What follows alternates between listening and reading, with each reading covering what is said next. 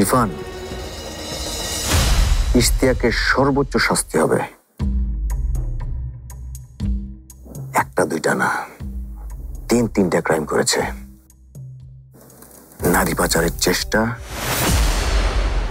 চুরি আর চোরাচালানি।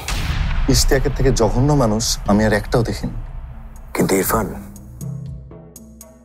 দুঃখজনক হলেও সত্যি, মিথু ভাবিও কিন্তু এই ক্রাইমের সাথে জড়িত।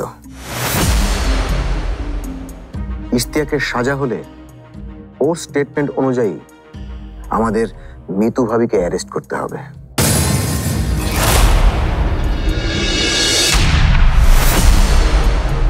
জানি আহাদ ভাই, আমি নিজেও যে কোনো অপরাধের শাস্তি চাই, কিন্তু তোমাদের ফ্যামিলির প্রেস্টিজ নিয়ে ভাবছো?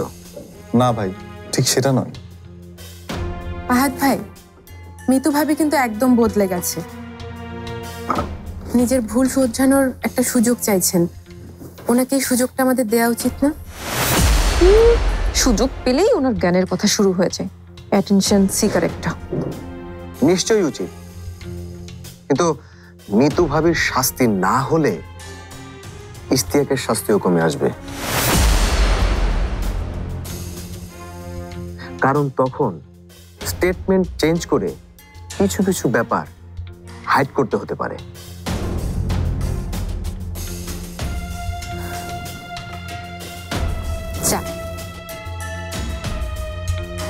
Thank you. বলেছিলাম না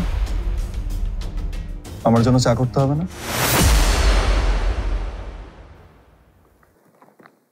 ইরফান, তাহলে আগে ভেবে দেখো তোমরা কি করবে। বাসার মুরব্বিদের সাথেও পরামর্শ করতে পারো। পারমিতা, বসেন না, কারণ সেই দিনের ব্যাপার নিয়ে আপনার কাছে আমার কিছু প্রশ্ন আছে। ইরফান আমাকে বলেছে আপনি নাকি পুরো ঘটনার সাক্ষী। কথাটা শুনে আমি এত ইমপ্রেসড হয়েছি। সত্যি আপনার এত সাহস।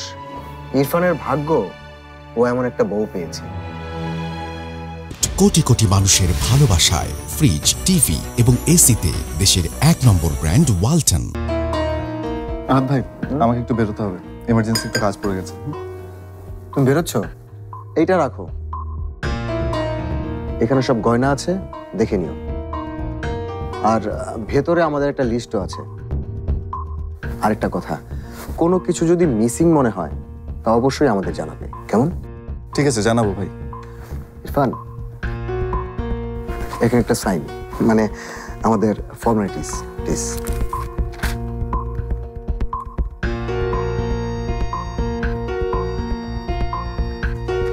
Thank you. দাও, আমি মাকে দিয়ে আসছি। না, সুমির মা, এদিকে এসো তো।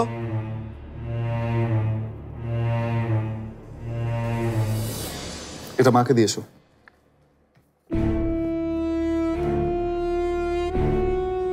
গহনাগুলো আবার এসেছে বাড়িতে। আমার যদি সেদিন থাকতো তাহলে হবে মিতু, আবার সব হবে। একটু শুধু সময়টা যাক। আচ্ছা পারমিতা, ওই দিন ঠিক কি কি ঘটেছিল বলেন তো আমাকে। আহাদ ভাই, আমাকে একটু বেরোতে হবে। বেরোবে? ঠিক আছে, যাও, বসুন না।